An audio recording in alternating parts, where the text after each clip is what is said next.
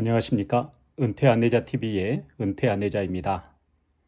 균형 잡힌 은퇴 전략에서 마지막 파트로 경제적 준비에 대해 이야기를 하고 있는 중인데요. 오늘은 그 3강으로 원칙을 지키는 사람이 이긴다 라는 제목을 가지고 이야기를 해볼까 합니다. 시작하기 전에 제안을 한 가지 드리고 싶은데요. 가능하신 분은 동영상을 잠시 멈춰 주십시오. 그리고 자신의 지갑에서 1,000원이든 10,000원이든 50,000원이든 100,000원이든 하다못해 100원짜리 동전 하나라도 여러분 앞에 꺼내놓으십시오. 그리고 이렇게 소리내어 말하십시오. 널 꼭 1,000배로 키울게. 널 절대 어디에도 보내지 않을게. 이제 이 돈이 제 1차 종잣돈이 됩니다. 이 돈은 1년 후, 10년 후, 아니면 30년 후라도 반드시 1,000배로 커지게 될 것입니다. 절대 이 돈을 쓰지 마십시오. 이 돈은 화폐 개혁을 하지 않는 이상 반드시 여러분의 기존 계좌와는 다른 곳에 보관하십시오. 1,000배로 불리기 위한 방법은 이제 여러분의 몫입니다. 공부하고, 고민하고, 전략을 세우고, 투자하고, 불려나가시기 바랍니다. 사실 이 경제적 준비의 3강 촬영을 준비하면서 고민을 많이 했습니다.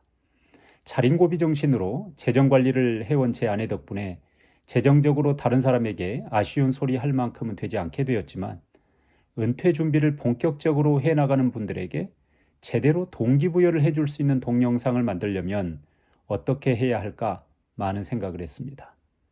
그러다가 저보다 훨씬 지혜롭고 전략적인 시청자분들도 많으실 텐데 괜히 허세 부리지 말자는 생각을 하기에 이르렀습니다.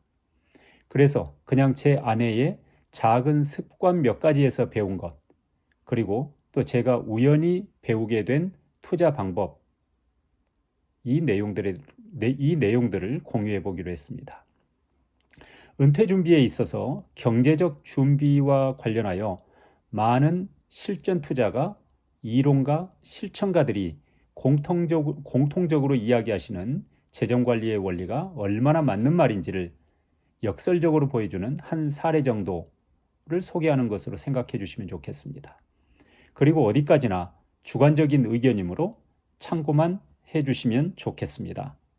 첫째, 자린고비 정신이 우리를 올바로 서게 합니다. 많이 가진 사람이 많이 쓰는 것은 지역사회나 국가 경제를 위해서도 환영할 일이죠. 그러나 덜 가진 사람이 많이 쓰는 것은 스스로 돌아볼 일인 것 같습니다. 심하다 싶을 정도로 자린고비 정신을 발휘하면 시간이 반드시 보상해 줍니다. 제 아내는 큰아이가 초등학교에 들어간 후에 공무원 생활을 그만두고 가사를 전담해 왔습니다. 결혼 후에 지금까지도 1원 한 푼 허투루 쓰는 것을 본 적이 없습니다. 허세 부리기 좋아하는 남편 뒤에 자린고비 아내가 있다는 것은 그나마 다행한 일이 아닐 수 없다고 생각합니다. 둘째, 빚을 무서워하면 세상이 덜 무섭습니다. 빚은 잠을 자지 않습니다. 빚은 잠시의 휴식도 취하지 않고 몸집을 불려갑니다.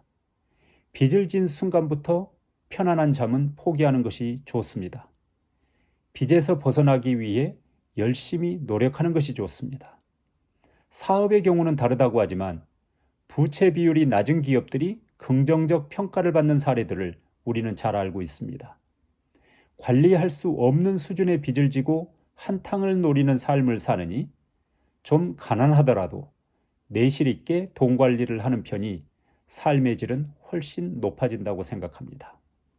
특히 제 아내의 경우에 1, 2년에 한 차례씩 약식 대차대조표와 손익계산서를 작성해서 저에게 브리핑해 줍니다. 이 브리핑을 받을 때마다 정신이 번쩍 납니다. 가진 것과 갚을 것, 들어온 것과 나간 것의 실체를 정기적으로 목도할수록 재정관리 실전 감각이 커지는 것을 느낍니다. 셋째, 좋은 집에 살지 못하고 외제차를 몰지 못하는 삶을 한탄하기보다 조용히 한 걸음 한 걸음 자신의 자산을 불려나갈 줄 아는 인내심을 갖지 못한 자신을 한탄하는 편이 낫다고 생각합니다. 갖고 싶은 물건이 있을 때 째째해지면 좋겠습니다. 그러면 언젠가 정말 멋있고 통 크게 정말 필요한 때에 한 방을 쏠 그날이 올 것입니다. 넷째, 열심히 공부하고 작게라도 반드시 실천하는 것이 좋겠습니다. 유튜브나 블로그, 언론 매체 기사 등의 자산관리 방법, 부채관리 방법, 투자 방법 등에 대해 이야기하고 있는 전문가들의 수많은 조언들이 나와 있습니다. 최소한 500편 이상 공부하면 좋겠습니다. 그러다 보면 현재 내 수준에 맞는 방법들을 배우게 될 것입니다. 그럴 때는 즉시 메모하십시오. 기억력을 믿지 마시고 두고두고 참고하십시오. 마지막 다섯째, 돈을 저축할 때는 신속하게, 또 찾을 때는 최대한 느리게 하는 것이 좋겠습니다. 저의 경우 매우 소액이지만 15, 16년 전쯤에 처음으로 주식을 샀습니다. 그 후로 정말 잃어버려도 괜찮겠다 싶은 그런 돈이 생기면 조금씩 추가해 나갔습니다. 최근에 정산해 보니 150% 이상의 수익을 낸 것으로 나옵니다. 그동안 한 번도 팔지 않았습니다. 앞으로도 제가 죽을 때까지는 팔 생각이 없습니다. 농담처럼 말하지만 제가 세상을 먼저 뜨고 혼자 남을 배우자가 걱정입니다. 그도 많이 늙어 있을 것이기 때문입니다. 그 사람이 잘 쓸 수 있으면 좋겠습니다. 여러분, 은퇴 준비 단계에서 얼마 정도의 자금이 있어야 하느냐는 아마도 국민연금공단이나 통계청, 기타 몇몇 기관에서 설문조사를 통해서 발표하고 있는 연령별 적정 생활비나 최소 생활비 필요액이 그 기준이 되는 것 같습니다. 그 금액을 충족하지 못하는 분들이 정말 많습니다. 그 금액은 참고치일 뿐입니다. 어떤 분들의 경우 당장 돈이 없는데 어떻게 해야 하겠습니까? 그러니 복권 가게가 문전성시를 이룬다는 것 아니겠습니까? 조금 냉정해질 필요가 있습니다. 필요하면 집을 줄이면 됩니다. 지출액을 줄이면 됩니다. 그것도 아니면 일할 기회를 찾으면 됩니다. 그래서 돈을 많이 모으지 못한 사람일수록 건강해야 합니다. 건강해야 일을 할 수 있으니까요. 일을 하려면 대인관계가 좋아야 합니다.